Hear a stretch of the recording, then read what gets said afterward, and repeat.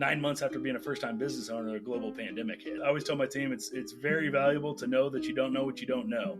I think so many people have a little bit of experience in this industry or experience in whatever it might be. They go into a setting thinking they know it all. I know that you have no idea what's around the corner. I surround myself with smart people. I do a good job being the dumbest guy in most rooms because I surround myself with smart people that do have a good vision on what's next. No one predicted a global pandemic. First couple of months of that, we had next to zero revenue. We had a lot more in receivables than we did the bank account. And I come home, my wife's like, what are we going to do? And quite frankly, a lot of my competitors were laying people off or furloughing them or cutting commissions or cutting benefits or even going out of business. And I said, we're going to have to win it. This isn't just a hasty decision. You know, I used my own money to buy in here and I wasn't ready to to let it go by the wayside. So we tried to get creative. You know, we were big enough we could service anybody. We were small enough that we could pivot when necessary. In a corporate world where all employees have great leaders with no egos that create fun cultures where people can do their best work, the employees and companies thrive while doing great things for the customers, themselves, and each other. Well, we know that rarely happens. I'm Jeff Palacio. I have been a leader for over 40 years for every t-shirt size company from small 16 employees to extra large over 1 million. Please join me while I interview outstanding leaders that will share stories of great leadership and not so great. It will help you become a better leader while poking fun about all the crazy shit that happens in corporate America. Hi, I'm Joe Deshawn, and welcome to the Corporate Couch with Jeff Palacio. Today's episode is brought to you by Palacio and Partners, providing turnkey podcast creation, hosting, production, promotion, and related creative resources for you and your business. Today, Jeff is interviewing Casey Wright. Casey is the president of Chief of Staff KC, a company specializing in placing finance and accounting professionals in the Kansas City area. Prior to owning Chief of Staff KC, Casey worked at a multi-billion-dollar national recruiting firm, where he quickly rose through the ranks and earned numerous awards for performance and leadership at the local, regional, and national levels.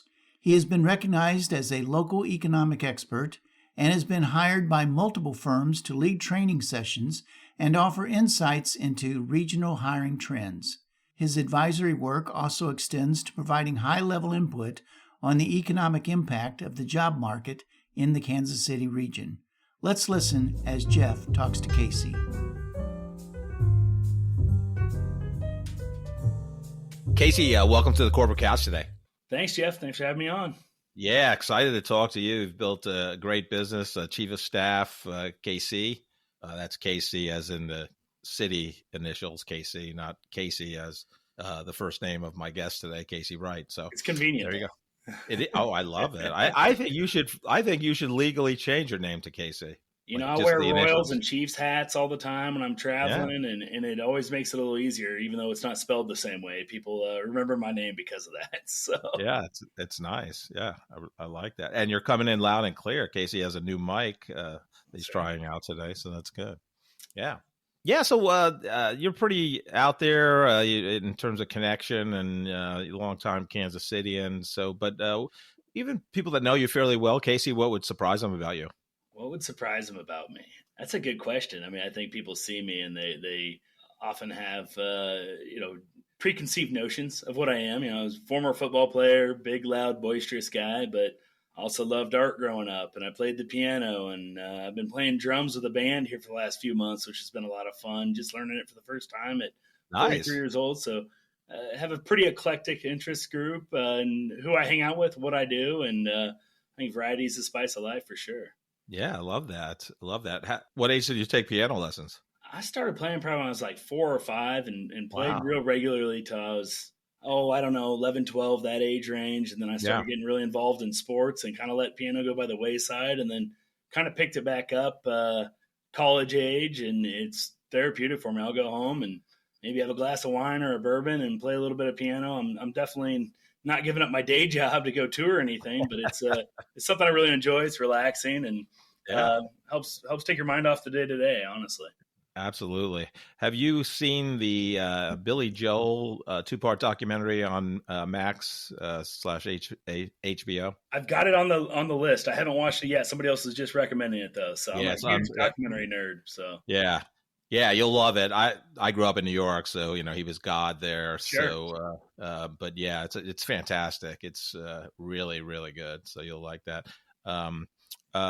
Are you good in math, or were you good in math growing up? Because a lot of music people, especially piano, they're good in math also. But I was better at it than I realized. It was never my yeah, favorite. I transferred high schools after my sophomore year. I grew up in Topeka, and then I moved to Kansas City after my sophomore year. And I always thought I was okay at it. But then when I enrolled at St. Thomas Aquinas, I was the only junior in all of the senior math classes just because I tested out of stuff. So right. I guess I was better than I realized, but Yeah. I didn't really stick with it that much in college. It wasn't my favorite. I liked them a little bit more creative side of things. So. Yeah, I liked math growing up, junior high and high school. But, once you got into like college math, I took with that, business calculus and a stats class. And then after that, I'm like, yeah, I'm good. I'm good. Stats was actually my hardest class in all of college. Psychology is my degree, and so I had to take a statistics class for that. Yeah, it kicked my butt. It was hard, but somebody was just joking the other day. It's like, our teachers growing up are always like, well, you're not going to have a calculator in your pocket all the time. It's like, oh really? Yes, we do. Yeah, as a matter of fact, we do have a calculator in our pocket at all times. So if you don't use it, you lose it maybe. Yeah, totally. What was fun for you growing up in Topeka, Kansas? Topeka was an interesting place. A lot of people don't realize this, but it was for a lot of years of my childhood, it was the number 2 murder rate per capita in the nation.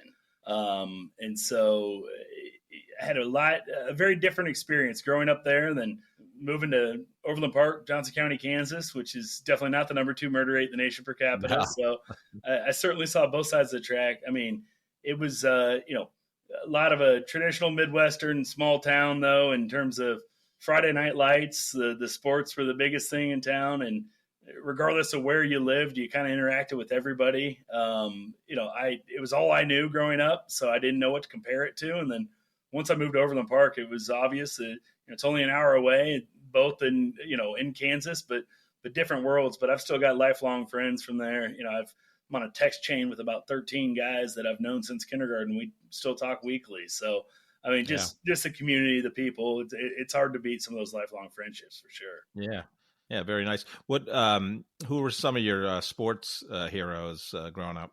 I catch a lot of trouble for this because I was, I'm a huge Chiefs fan living in Kansas City, always will be. But my dad's family grew up in the Dallas area. So I was a big Cowboys fan, which I catch a lot of trouble on now. I wouldn't say I'm a huge Cowboys fan at this point, but as far as my NFC teams go, that's who I'd root for. But Emmitt Smith was my idol. I mean, my lifelong dream was I was going to go to Notre Dame and be the starting linebacker and running back, win the Heisman and then, be a first round pick and go play for the Cowboys and marry a Cowboys cheerleader.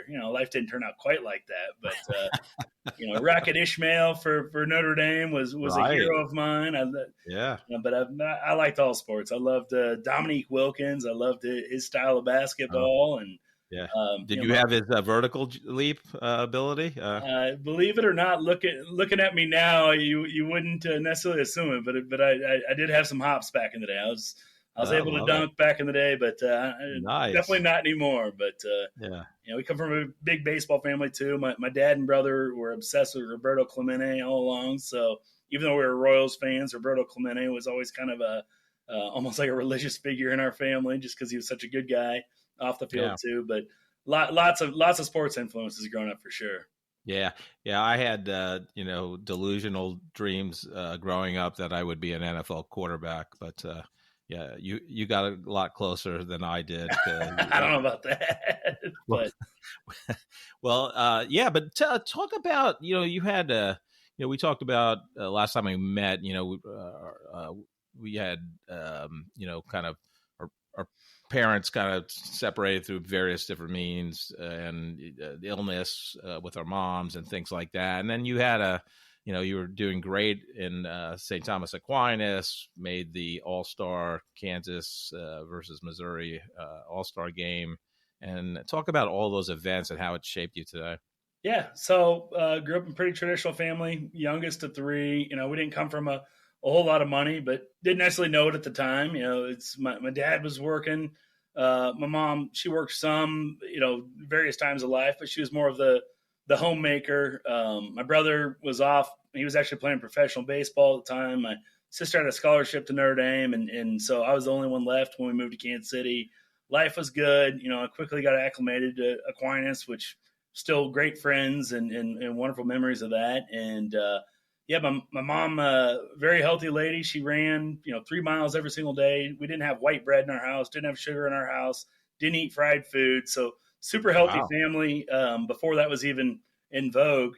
I came home from class early December, my senior year of high school, and my mom wasn't there, which was unusual. So I checked the voicemail and had a bunch of messages from my aunts and uncles checking on my mom and was confused what was going on. And then my dad showed up. It was about 4 p.m. on a weekday and said, "Hey, your mom had a bad headache and went to the doctor to get it checked out." And like I said, we were an echinacea and vitamin C kind of family. We didn't do a whole lot of going to the doctor, not a lot of prescription medication. So the fact that she even went to the doctor was interesting.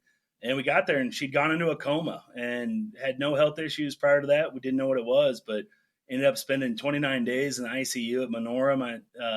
December of my senior year of high school, she ended up passing away New Year's Day. Well, it was technically January 2nd, but my mind it was New Year's Day because it was that late that evening, my senior year of high school. And so world got flipped upside down.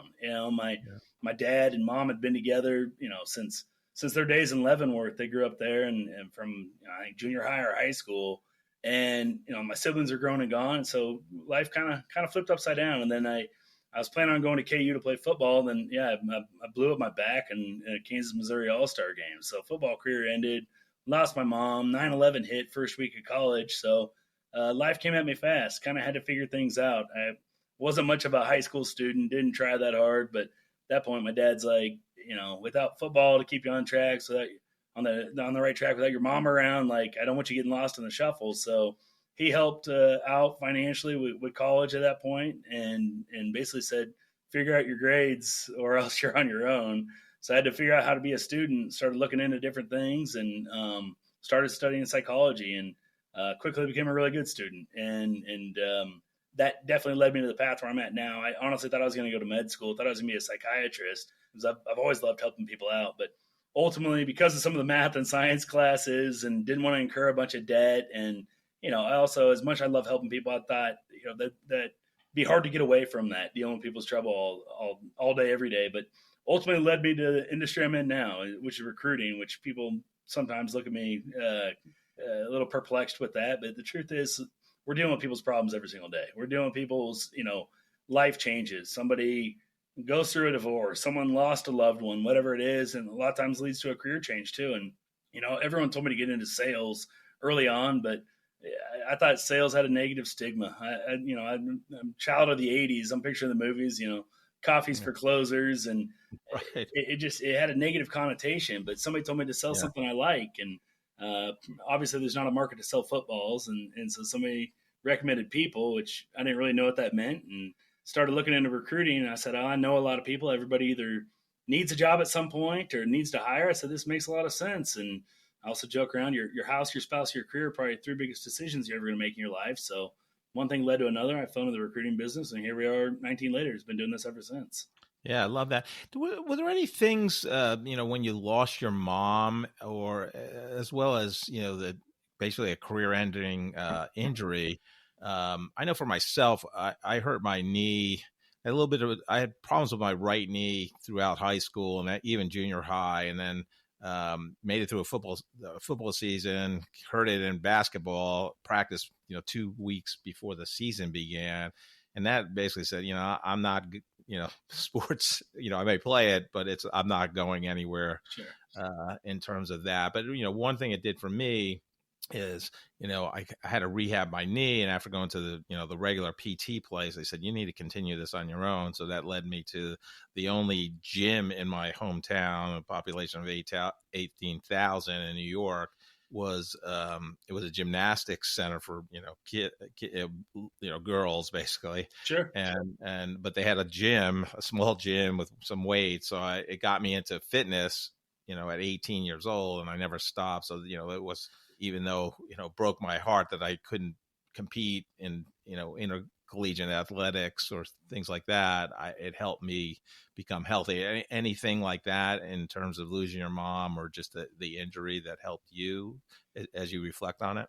Yeah, my freshman year, I still went to KU. Obviously, football was done. Had a big back injury. I put on a ton of weight. Got in bad shape. You're eating, late night junk food, and they talk about the freshman 15. I did that and some. My sophomore year, it was depressing. I just lost my mom, lost my football career. Trying to figure out which way's up. And so I wanted to get my mind right, and I copied my big sister. She studied in Ireland her sophomore year of college, and so I did the same thing. I went and studied in Ireland. At that point, my back was doing better, and everyone's like, "Well, don't you just sit around and drink beer in Ireland?" Yeah, there's definitely beer drinking that goes on, but it's a lot different than in most towns here in America. For one, we're in college in Lawrence.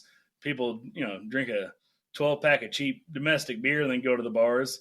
Well, it was more expensive to drink at home than it was at the pubs in Ireland. So you're not sitting around socially drinking as much there. So that's a good thing. But also, I never got in a vehicle the entire semester. I mean, I walked everywhere I went. It's my only time in my life really living in an urban core, if you will. I mean, it was a 20, 25-minute walk to get to class, and then another 10-minute walk to go to the gym. In about 2 months, I lost over 50 pounds. I got in really good shape then. Yeah. I was in really good shape. But the funny thing is, freshman year, it was like my first time ever not playing football in my life. It was almost, it was almost a nice break. I could just be a fan for the first time. Not have to worry about practice, not have to worry about this. Well, that sophomore year, they don't play football in Ireland, so I didn't have really much exposure. Well, by my junior year, KU was starting to get good in football. That's when Mark Mangino had come in, and the team was making a big turnaround. At that point, I was in really good shape.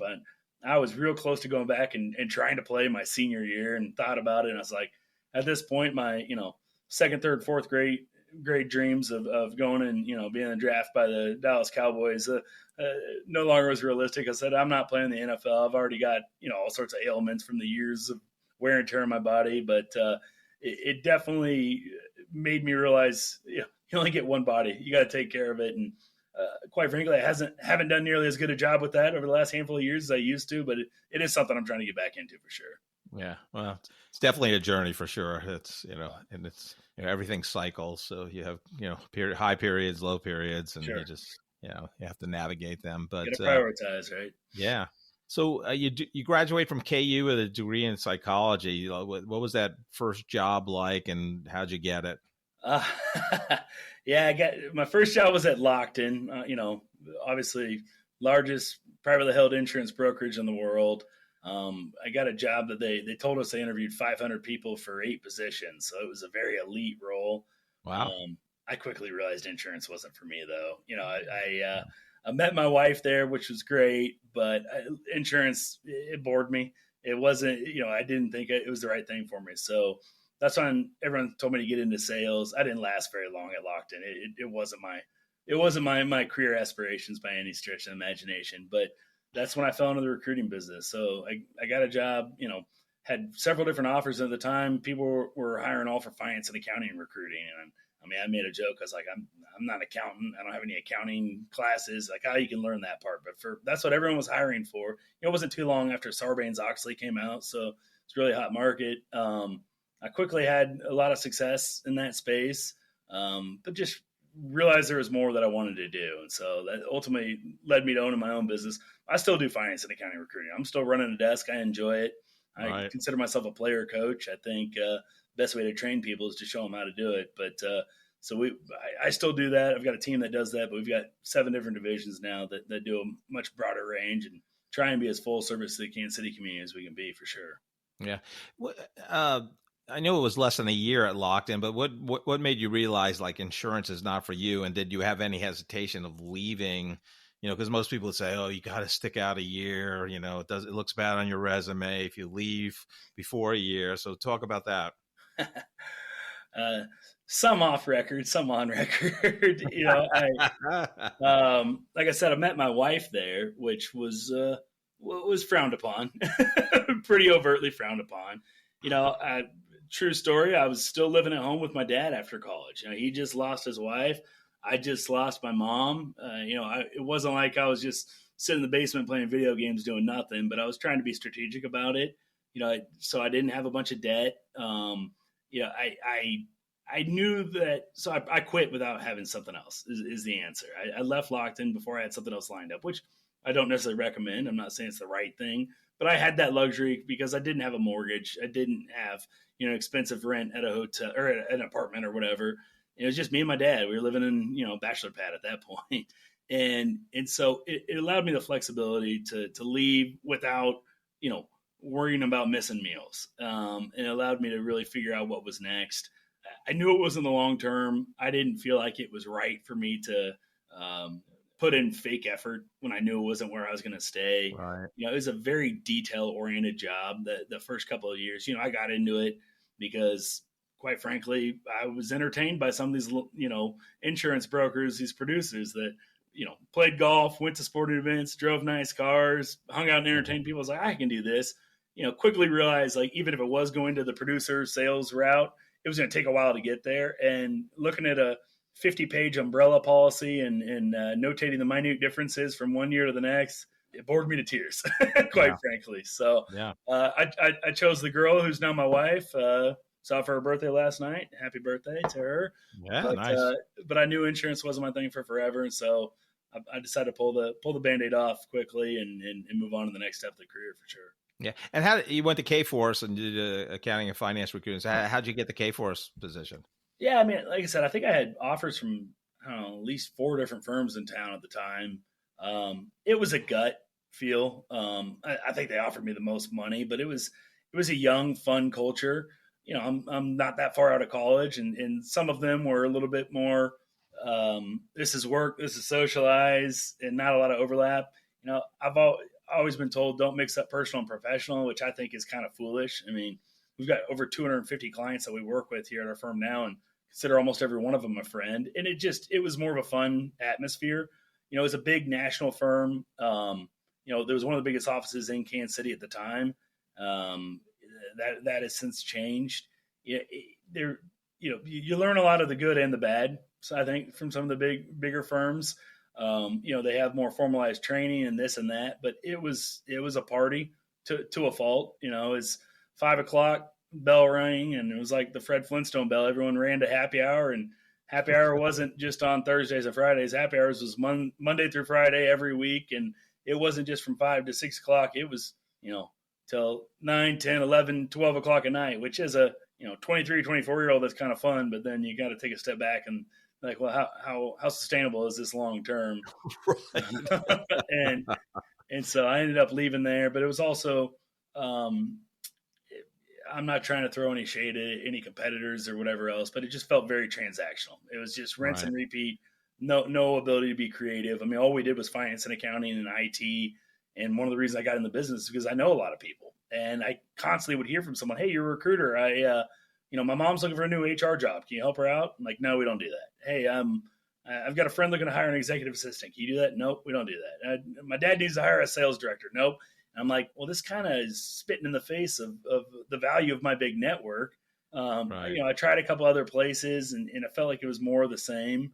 And I've always been a relationship-based guy, which is ultimately what led me to owning my own firm. Is I want to meet with good people, and don't go into it with these preconceived notions of, who are they going to hire for me today, or are they looking for a job? Can I place them somewhere? But someone I trust recommends I meet somebody. I mean, right before this call, I had a guy leave my office that on paper I have no business meeting with. There's no business there directly, but somebody I trust said he's a good person. I said, yeah, let's take time. Let's talk to him, because you never know what that's going to lead to. And so I enter every meeting of, not what are we going to do together today, but how can I be a value add to their life? And then what's our relationship look like 3, 4, 5 years from now? Because quite frankly, friends of the firm are just as valuable as our candidates and our clients, maybe more so. So try and surround yourself with good people, and that leads to additional introductions, and one thing leads to another, and then that helps pay the bills. Yeah. So you start chief of staff, KC, in 2019, I believe. You had a really successful run at Morgan Hunter, 9 years. I'm sure that helped you evolve in terms of learning the industry and so forth. And you were very successful there. But what was kind of the biggest aha? Like, holy shit! Now I got to do this because I own the company. What was that like for you? Well, first of all, I didn't start it; I bought it. So it was around and it started in 2011. Jessie Underwood, tip my cap to her. She's our founder. She's still got equity in the company. She started a great foundation. I took a year off, sat out a non-compete. I did a 12-month road trip with my wife and kids from June of 18 to June of 19. My wife's like, "What are we going to do when we get back?" And I've always kind of been a figure it out kind of guy. I thought most likely I was going to start a firm from scratch. I had several options. I had a number of different large national firms that asked me to open up a Kansas City office. I had firms here in town offering me equity just to join them. I had a couple of big firms trying to get me to move to a different market, but nothing felt quite right. But, I went on lots of meetings, took lots of calls, learned the right way to do things, the wrong way to do things. Ultimately, being able to buy an existing firm and take it to the next level just made more sense. I think the continuity of it, was a big selling point versus if I start one from scratch, the narrative around town might be like, oh, that guy failed somewhere. He's trying to do some small little rinky-dink shop, from his basement or whatever versus no, this is, an award-winning firm that had already had some success. Let's just try and take it to the next level, which is what we've been working on. I mean, the biggest aha moment indisputably was 9 months after being a first-time business owner, a global pandemic hits. Right. So it's like, I always tell my team it's very valuable to know that you don't know what you don't know. I think so many people have a little bit of experience in this industry or experience in whatever it might be. They go into a setting thinking they know it all. I know that you have no idea what's around the corner. And I surround myself with smart people. I do a good job being the dumbest guy in most rooms because I surround myself with smart people that do have a good vision on what's next. No one predicted a global pandemic. So, right. First couple of months of that, we had next to zero revenue. We had a lot more in receivables than we did the bank account. And I come home, my wife's like, what are we going to do? And quite frankly, a lot of my competitors were laying people off or furloughing them or cutting commissions or cutting benefits or even going out of business. And I said, we're going to have to win it. This isn't, this isn't just a hasty decision. I used my own money to buy in here and I wasn't ready to let it go by the wayside. So we tried to get creative. We were big enough we could service anybody. We were small enough that we could pivot when necessary. So quite frankly, the global pandemic led us to launching additional divisions that weren't things I was planning on getting into, but opportunistically we did. And it's really paid off for us a lot. And we're just continuing to grow. I mean, we've grown a lot over the last few years and don't plan on slowing that down anytime soon. Yeah. It sounds like you did a lot of great things in terms of handling COVID for you and your team members. Would you do anything different, in hindsight, in case there's another pandemic around the corner? Yeah. I mean, I make mistakes every single day. We all do. We try and learn from our mistakes. I think maybe being more aware of when we're making mistakes and how to pivot earlier, or, I think there's, loyalty is a great thing. Loyalty to a fault isn't, can be detrimental. I think we give people long time to produce and make sure they're going to get on the same page. And it's not all about production, but it's about the right cultural fit too.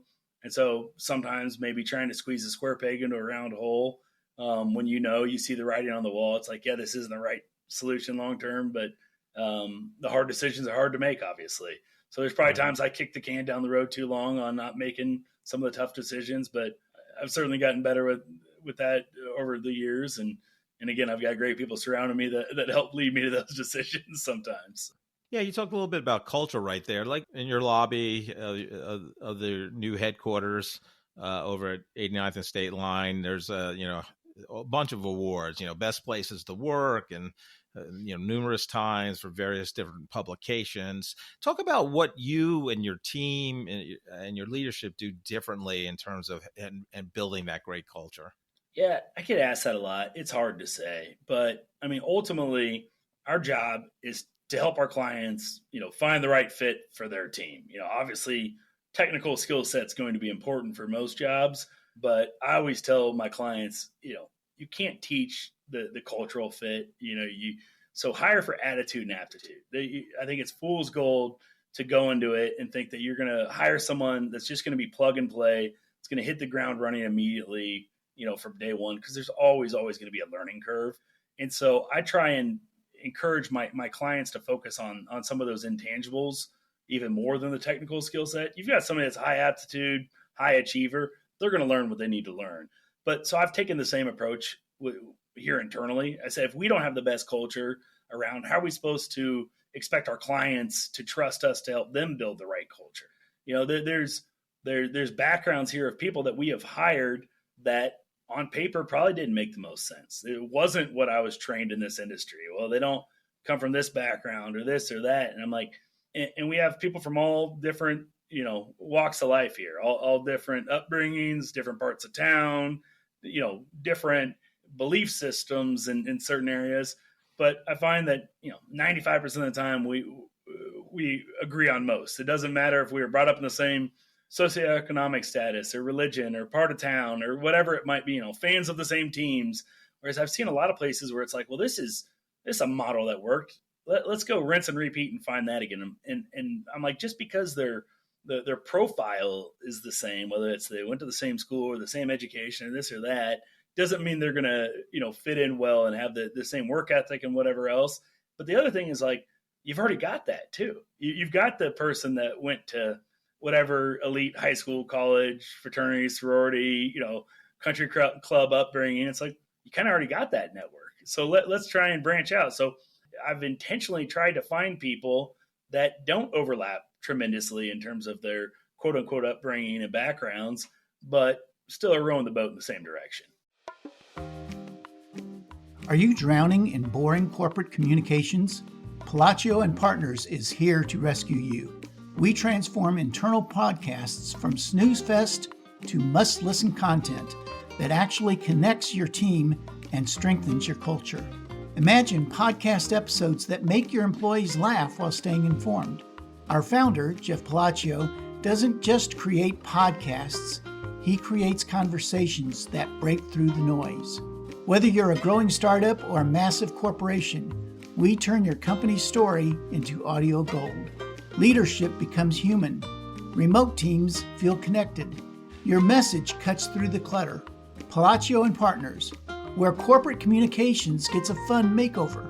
Let's make your podcast work harder than your email inbox ever could. Jeff is happy to share his insights on podcasting with you. You can contact him via LinkedIn or schedule a Zoom call via the link in the episode description. A couple of questions there. Were any mentors for you in terms of, how to build great cultures, whether that was past managers or books or other people that influenced you in this leadership area?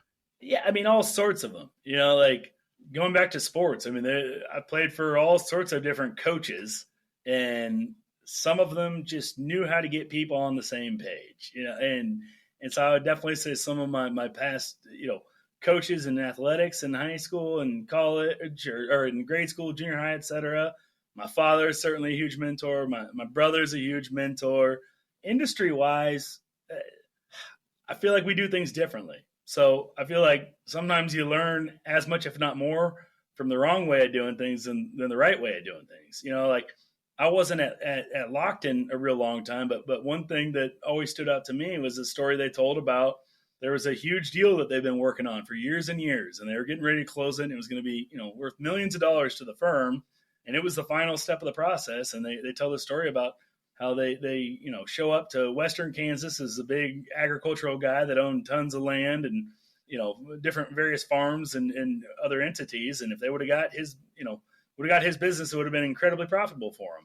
So it was literally the final step of the process. And they show up in the, one of the corporate jets, and they send the A-team. There's 8 of their top people that are showing up, and this guy pulls up on his tractor, and he's wearing his overalls, and he's worth millions and millions and millions of dollars. But these people get off this private jet and their fancy Armani suits and their Rolexes and everything else, and the guy looks them up and down and said, thanks, but no thanks. And it's like, know your audience. I think I've taken that more than anything. Like I was in a suit and tie almost every single day for years. And I mean, I don't wear a tie very often because my neck's too big for it now. But the truth is, if I showed up in a suit and tie to a lot of my clients, they look at me and say, oh, is the IRS here? Who is this? And so it's right. It's dress for your day. It's knowing how to interact with a wide variety of people because everyone is going to lean into something totally different. And so it's just understanding how different people's mindsets operate and trying to meet them on the same page. Yeah, that's so interesting. One of my past guests, they were selling the Walmart account, and same thing. They, showed up in this beautiful Armani suit and blah, blah, blah. And, they're talking to a bunch of Walmart people and they're like, you didn't buy that at Walmart, Yeah. So exactly. They didn't get the business either. Yeah, absolutely. But no, there's all sorts of great mentors. I mean, I spend a lot of time with all sorts of very successful people, entrepreneurs, business owners, C-suite, and I try and gather, learn something from every single one of them. But I think another thing, I always make a point of learning from those who are more junior than me, whether that's age or just experience in their career. And, I'd say I learned something from people the first day on job all the time. They're of a different generation. They understand technology differently. They understand social media differently than me. And I think, if it ain't broke, don't fix it, or this is the way we've always done it, it can be the kiss of death. And so it's like, learn the right things, but always be evolving too. So it's hard for me to say this is one particular mentor. I've got thousands of mentors, and some of them are, 20 years younger than me. Some are 40 years older than me. It just, right. And some are incredibly successful. Some are up and coming, but if you're not learning from everybody around you, I think you have your blinders on. Yeah. Just to go back to your hiring process, do you use any kind of assessments, like Hogan or predictive index or anything like that, to evaluate your potential team members? Yeah, we use all sorts of different ones and various times. I'm real familiar with a lot of them just from my experience. I think they're good guidelines. I don't think they're black and white, the end all be all. I think they're valuable, but it's just one piece of information. It's just like a resume is one piece of information. I'm very big on referrals based on people I trust. Early on in my career, my first job at Kforce, I was making a lot of money for internal referrals. Like I was making almost as much money on helping hire people for my own team as I was placing people. And quite frankly, I was passionate about it. So I felt like I was too good at selling it because it was very much hey, let's hire high volume. If a few stick, great. The rest of them will populate our database with their contacts. And it was, you better produce quickly or you're out. I didn't really believe in that mindset, but anyone I knew from high school, college, and beyond that, had a competitive sales personality, that had a big network, I'm like, oh, you should get in what I do. It's great. You get to help people find jobs. You can make good money. You get to network and do this and that. And I realized my motives were kind of misguided. So I've changed my approach for, really the past 15 plus years since I've been hiring people of, I can sell this because it is a fun industry if you're good at it, but it takes the right personality. I really wait till people come to me. Like I don't go out there and aggressively seek them out because that wasn't always the best. But when people come to me and they're genuinely interested in what we do and they ask the right questions, I can vet them pretty easily. Yeah. You've been involved in, the recruiting industry for, almost 20 years now.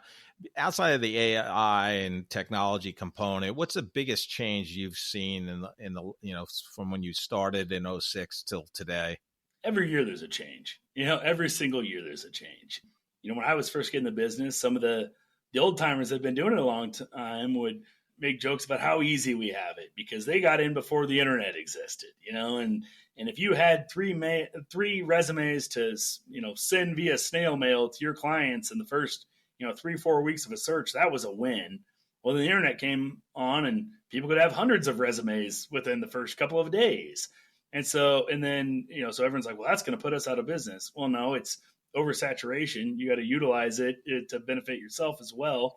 But then the job boards came out and everyone's like, oh, recruiters are going to be obsolete. Now they have Monster and Career Builder and all these things. Same thing. There's a bit of oversaturation there. And then LinkedIn came out. Well, that's definitely going to put us all out of business. Everybody has access to everyone now, but it's white noise to a certain degree. It's like, it's relationships that matter. It kind of cracks me up because I have competitors sometimes that will brag about, well, I've got 50,000 connections on LinkedIn, and so you should work with me. And my joke to that is, yeah, I've got a phone book too. They don't possibly know 50,000 people. Yeah, they accept every request, or And I deny 98% of the requests. If somebody sends me a request and they just say, hey, I'm just looking to build my network, well, us being connected on LinkedIn isn't building our network. Like, if you sit down and have a conversation with me, we meet, friends refer us or whatever, that's a different story. But I probably have, 15, 20 requests every single day. And if they don't, tell me why they're reaching out, it's just to look like they have bigger numbers. I'm not your guy. And so there's always going to be a pivot, of 07, 08, 09, however you want to define it, the recession. I say that's one of the best things that ever happened in my career. Like, a lot of people think, well, that was a terrible time. I said, well, a couple things. One is a wildfire, is good for the health of the forest. Sometimes you burn off some of the other stuff. So that was beneficial, but also taught you good habits. I've seen people that have only been in this industry during a really hot market. Well, anybody can be successful. It's kind of like the mortgage industry at times. When the mortgage industry is booming, tons of people get fat and happy off it. But you got to learn the good habits. I always make sports analogies. I say, if you've only worked in a really hot market, it's like being the 7-foot high school basketball player that you just throw them the ball in the post, they turn around, they dunk it, and they score a ton of points and have a ton of rebounds. They don't need to work on their ball handling skills and their outside shooting and whatever else. Well, then they get to Division I college, or they get to the NBA or whatever. It's like, well, everybody's 7 feet tall now. Now I got to figure out how to shoot and dribble and do everything else. So a lot of it is just seeing the market trends early on and trying to adapt to them as early on as possible. Yeah. So there's a lot of companies that have the the philosophy, especially in a poor economy. So, 08 recession, 09, 2010, like, I don't need chief of staff Kansas City because there's so many people that have been laid off. So there's talent out there. How do you kind of get around that mentality? And I know you can't change people's opinion, but the thought's out there all the time, I would think. Yeah. It's a challenge. It's a challenge in terms of professionally doing business. It's a challenge morally at times too. A lot of times when there's big layoffs, it's redundancies. And so it's one area where there's a whole lot of people that do one particular type of thing, but there's over 10,000 companies in Kansas City. All of them do something a little bit different. So yes, that might really impact this segment of the market, but because we are so diverse in the variety of roles and industries here, we're not super tied to one industry, such as, like Houston's really tied to the oil and gas market. Oil and gas tanks, that whole metro is getting hit pretty hard. It's like the Bay Area is a tech hub. If tech gets hit, there's going to be a ripple effect, ramifications throughout that whole region. Kansas City, we're not really tied to any one area. So although there might be a bunch of layoffs in this one segment, that doesn't mean that is going to be reflective of the entire hiring market. And it's challenging too, because there's great people that are caught up in a layoff. A company sells, there's redundancies of workforce or whatever. I think there's been times where companies have gone through a lot of layoffs and they do look at it as, the quote unquote trimming the fat, which I think is derogatory. I think it's, I'm not taking that mentality necessarily, but I do think there's a notion of that sometimes. So if they're laid off, they obviously weren't the best performer. Maybe so, maybe not. Maybe that's the case, but there's great people that are caught up in layoffs all the time. But I do know, there's certain philosophies like, cut your bottom 10% every year. So people think, oh, there's a layoff, you must not have been a good performer. There could be truth to that. It might not be also. And so it's figuring out the opportunity zones and trying to help every single person one way or another. Sometimes that's just some moral support. People are dealing with tough times. We're going to try and offer them, honest advice, give them market knowledge, help them with interview tips, resume tips, make some valuable introductions for them. Because the truth is we can't place every single person we meet. It's a numbers game. That's not realistic. But I do think we can be a value add to every single person we meet one way or another. And I'm a firm believer in what goes around comes around. So if we're trying to put as much goodwill out there, it'll come back to us. Sometimes it just takes a little longer than others. Yeah. talk about, we referred to it earlier in your locked-in experience when you left before the year was out. But, I would say 20, 25 years ago, being a job hopper was like, like you had a scarlet letter. Yeah. And I was called a job hopper, Yeah. but I had involuntary transitions. Like I had shit would happen to a division I worked in or a company I worked in, or they would relocate and I didn't want to go to Dallas or, Raleigh, North Carolina. Not that they were all beautiful places, but I just didn't want to go for Sure. personal reasons. Right. But talk about, has that stigma changed today, Casey? It has changed for certain. It depends on the industry. It depends on personal preference. My parents' generation, a lot of people went to a company and the goal was to stay there 40 years and retire.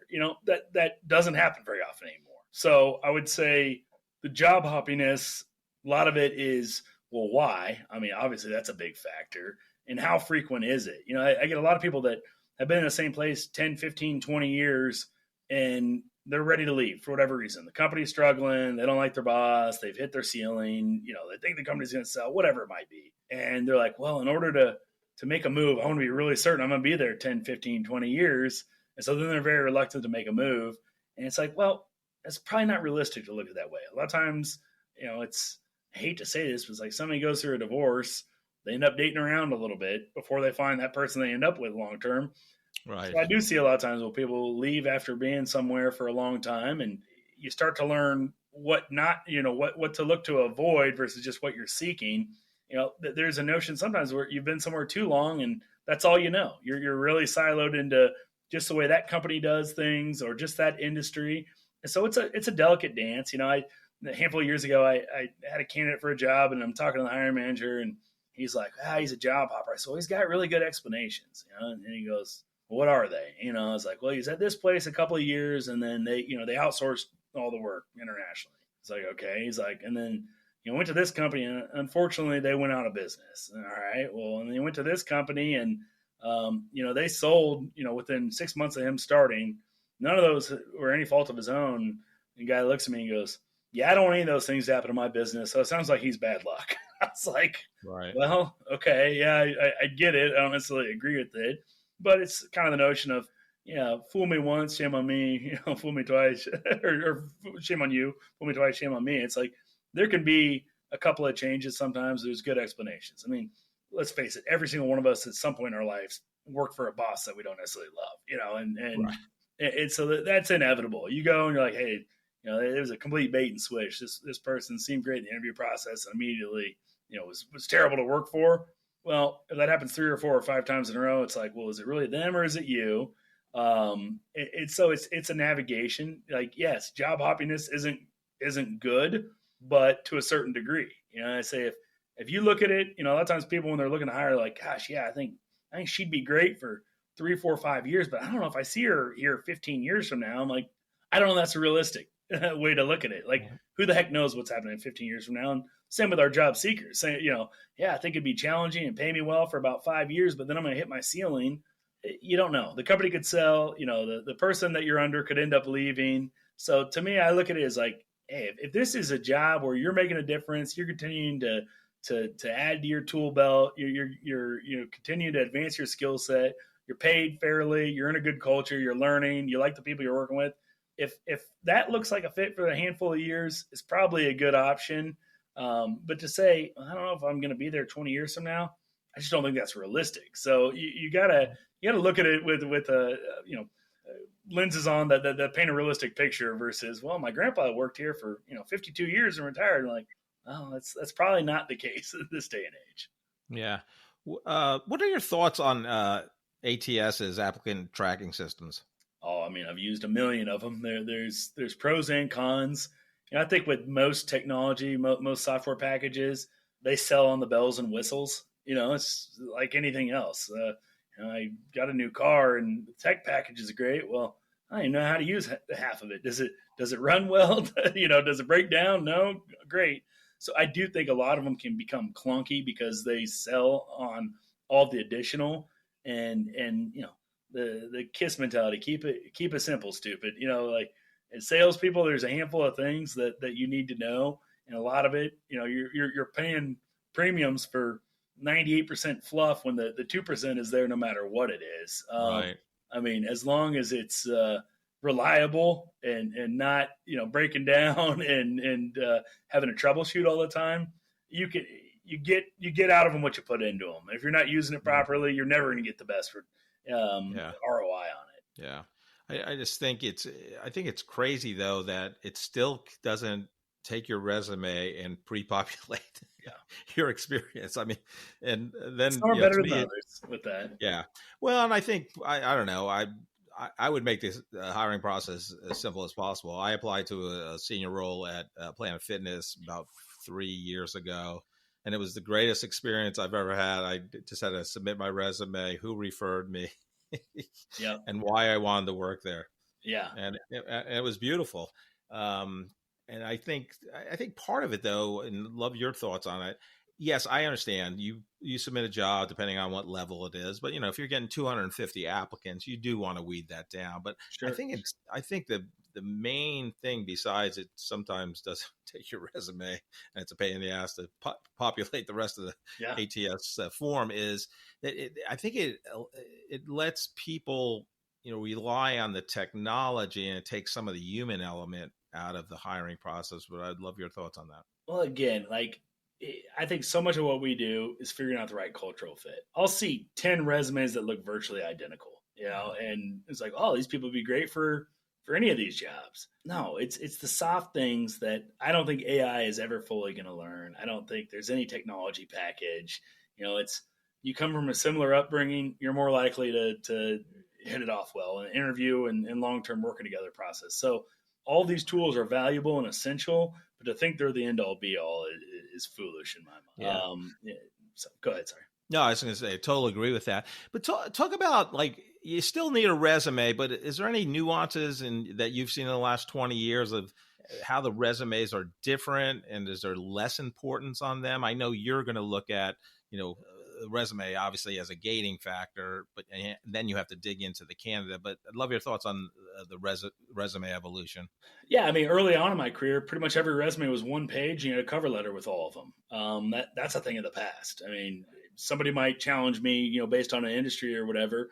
The truth is, though, it's like the ease of getting a resume is so much greater now that in order to really get in at bat, there needs to be more information.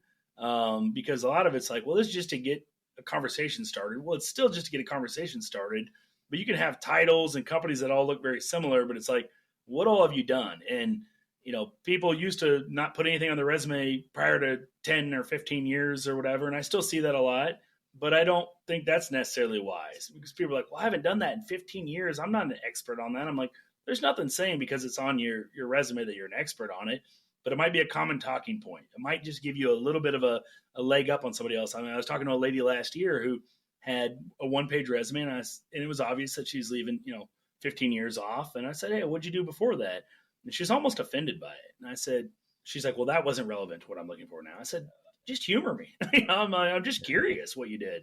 Yeah. And she goes, well, I was working at Hallmark for about 10 years prior to this last job. And I said, okay, Hallmark's a great company, good reputation, whatever. She's like, yeah, but what I was doing was very different. It's not what I want to do next, and yada, yada, yada. I said, okay. I said, but it is interesting because this job that we're talking about right now, the hiring manager worked at Hallmark too. And I said, I understand it's a big company, so the likelihood of you guys knowing each other isn't that high, but people like to hire those with similar background. And she goes, well, what was his name?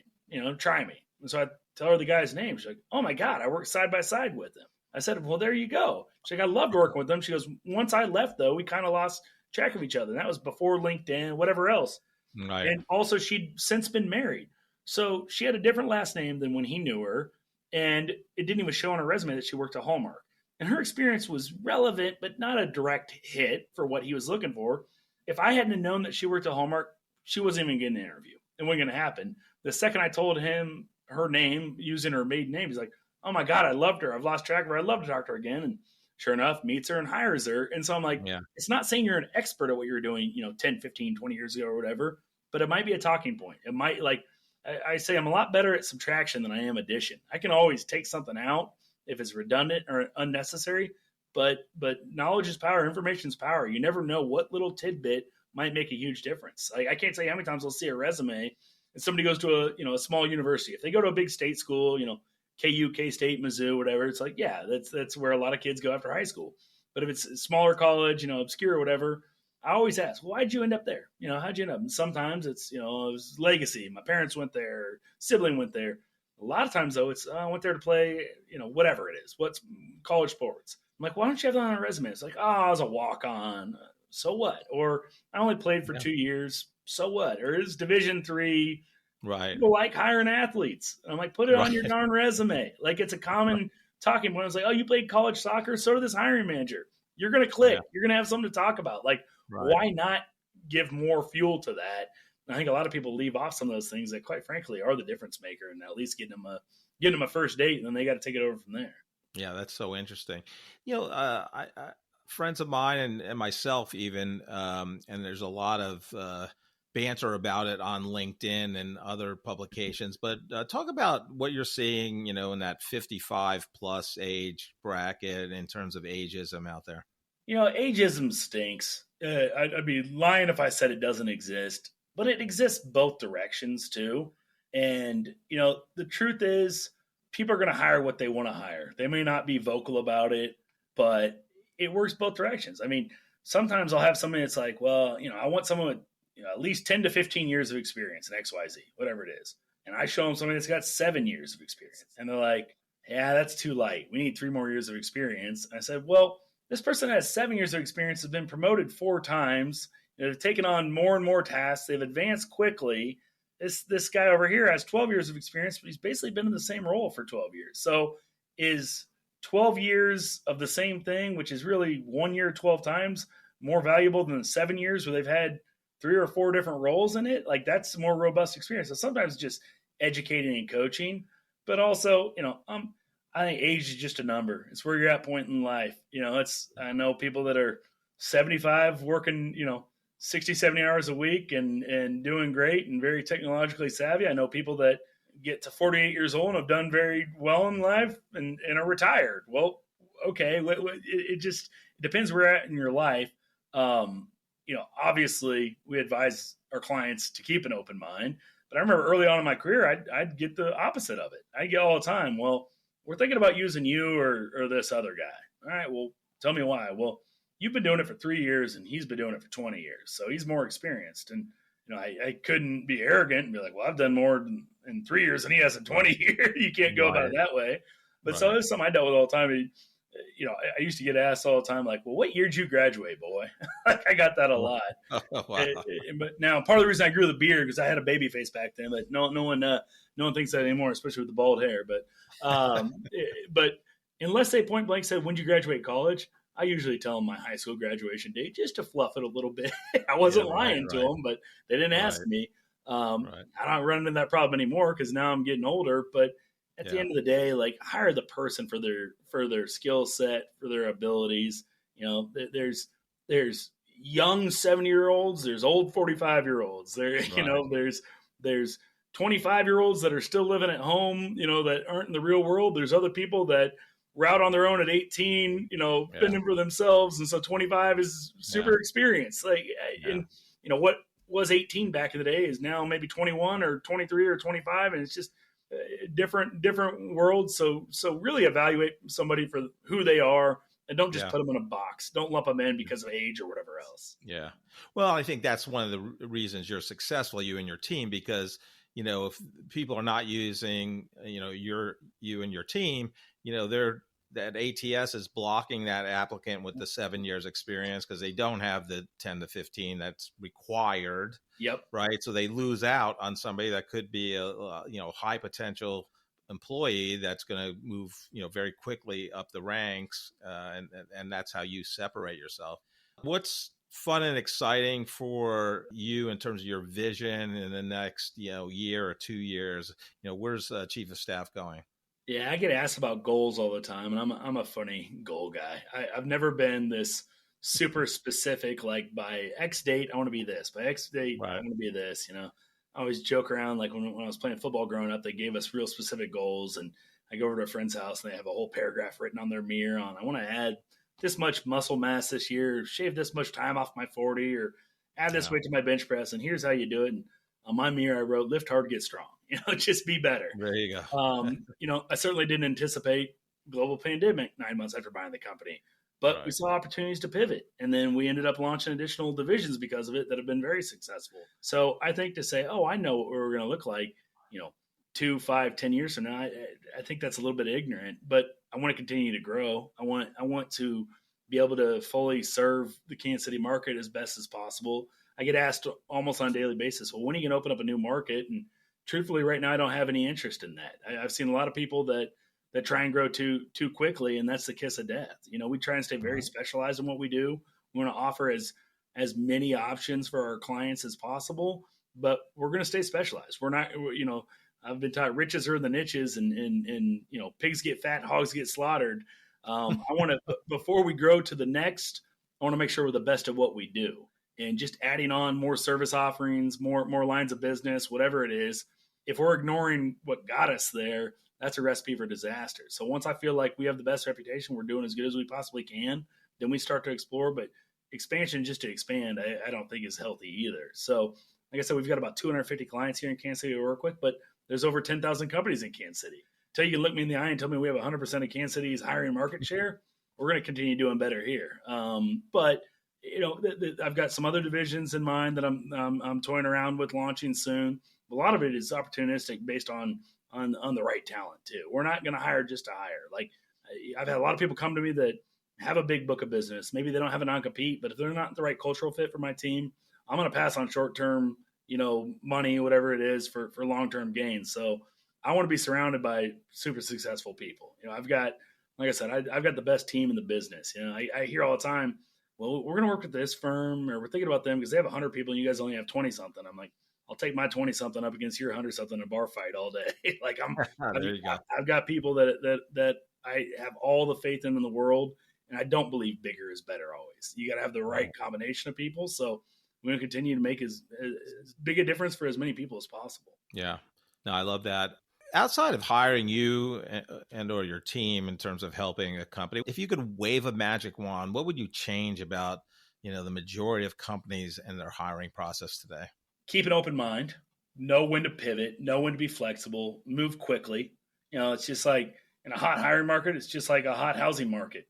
You go in and you like that house and you're an active shopper, you better be ready. You better be ready to move, because a week, 2 weeks, 3 weeks, that house might not be on the market anymore. Understand realistic expectations too. And I had somebody reach out to me the other day, tell me about a job, and I'm like, okay, and we get to the point where we're talking about the compensation.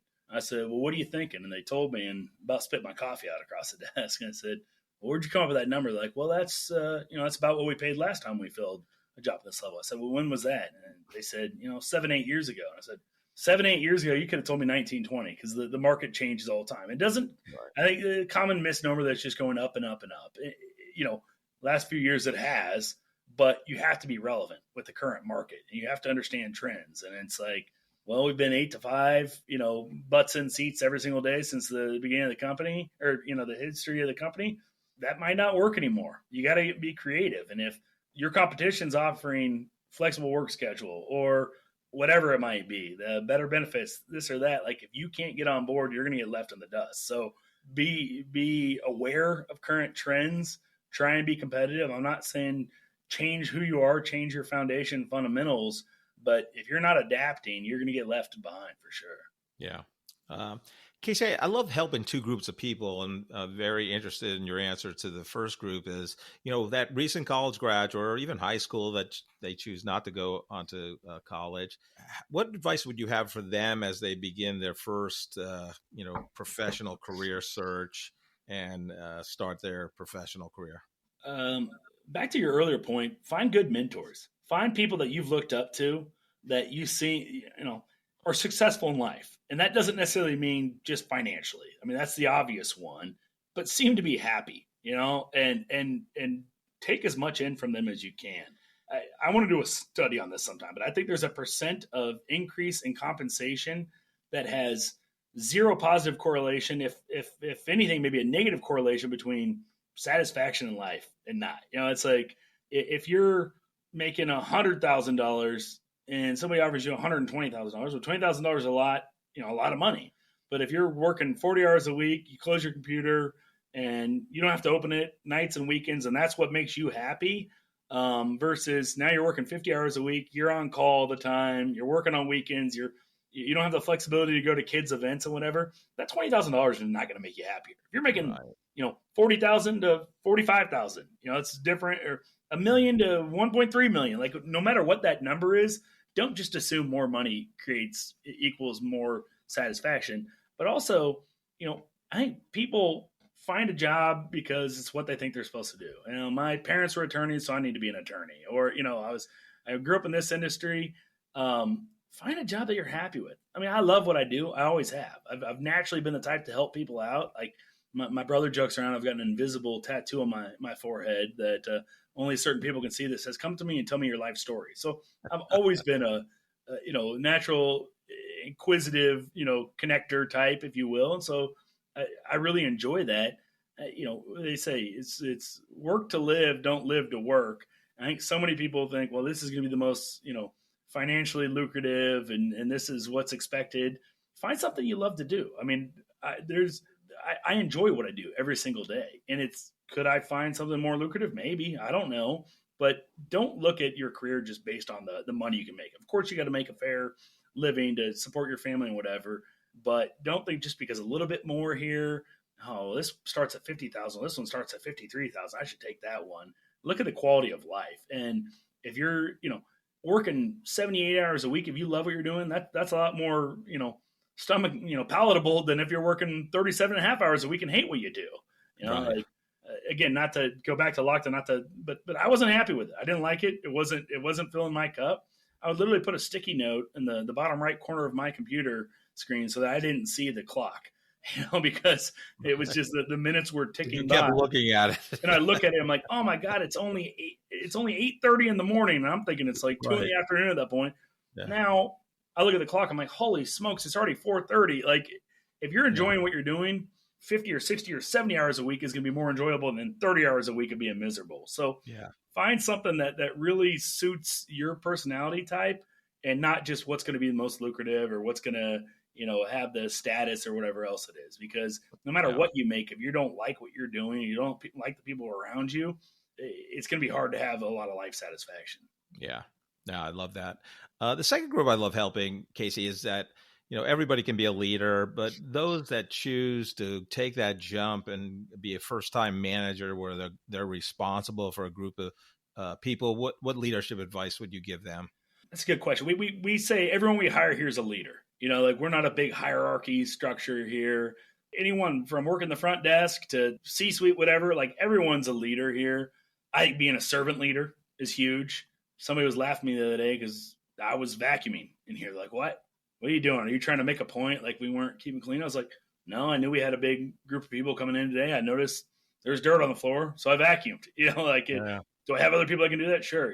I've got glass windows here, and my kids and some other people's kids were in here for a bring your kid to work day, and I look over and there's little grubby fingerprints all over the windows. Yeah. Well, I got the Windex out and I cleaned it. Like, be a servant leader. Like, how do you expect someone to do something that you ask them if you're not willing to do it yourself? So I think lead by example, and don't be above anything. But show them the way. Don't just bark orders at them. Yeah. I love that. If your wife finds out you were vacuuming, would she be pissed because you don't vacuum at home, or? Hey, good thing she doesn't watch anything. She doesn't want to know what I did. Let's not tell her, especially on her birthday. Casey, thanks so much for being on the Corporate Couch. I'm honored that you chose to be a guest, and I'm grateful. I think Scott Havens introduced us, so I'm grateful for that. Thanks so much. Absolutely, Jeff. I appreciate you having me on. Love Casey Wright. I just think he's, I love the story of his brother. Told him, he goes, you have like a tattoo on your head that says, tell me anything about you or any of your problems or, whatever. And people just open up to Casey. And he's just that type of guy. He's warm. He's a relationship builder. The guy loves what he does every day. Not many of us can say that. I mean, you and I can when we do the work for the podcast and for us as well as companies. But he had a great other soundbite. Riches are in the niches. I really like that. He came through adversity. His senior year in high school.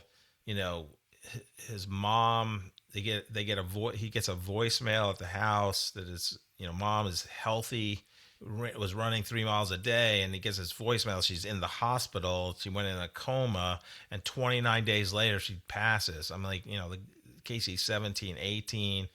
Over Christmas. Decimated. Remember, that was all over. Yeah, over Christmas. Yeah, Christmas so I mean vacation. that I lost my mom very young, much younger than that, but still, it's and then his whole life was football, and he's in the Kansas Missouri All-Star game at Arrowhead probably or somewhere else, and he gets hurts his back. Basically, his football career's ended.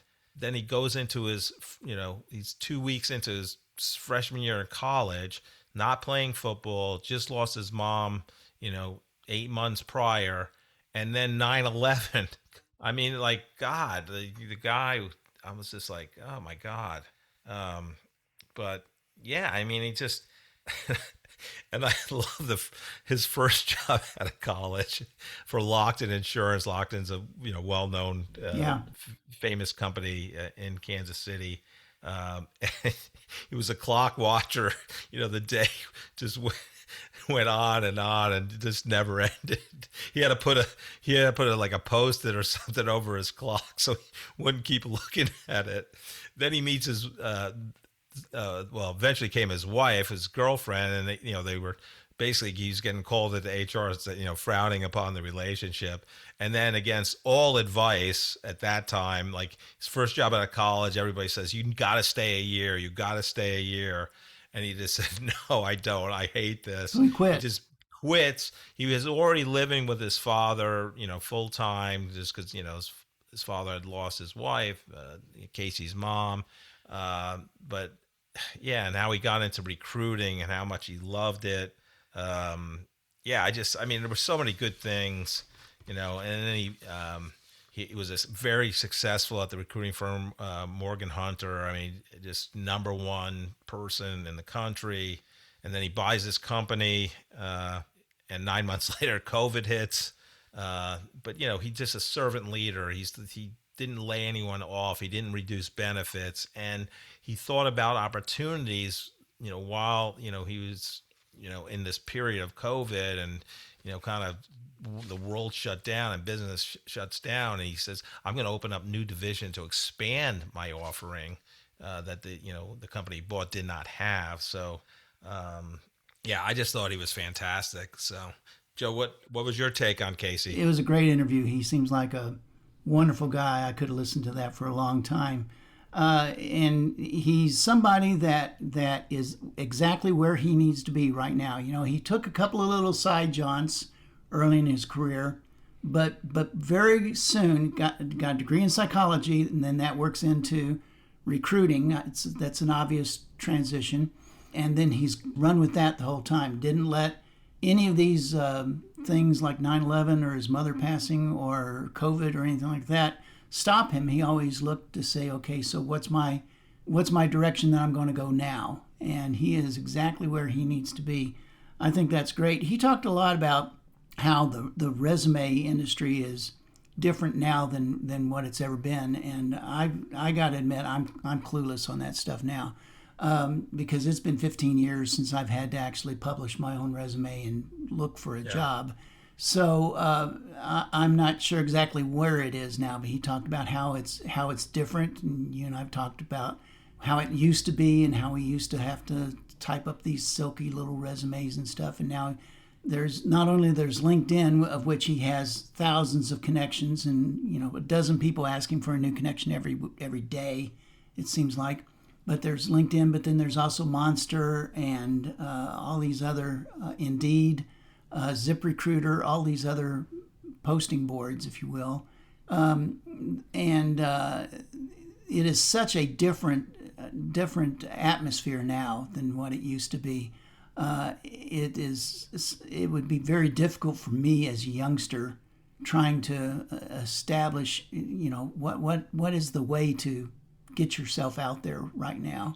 And apparently he's got to keep up with all that stuff. I think he he's doing a great job of it, and I'm tickled to death that we had a chance to. One of the stories he shared is, and we talked about it offline, is, there was a woman, I believe, that, he was working with.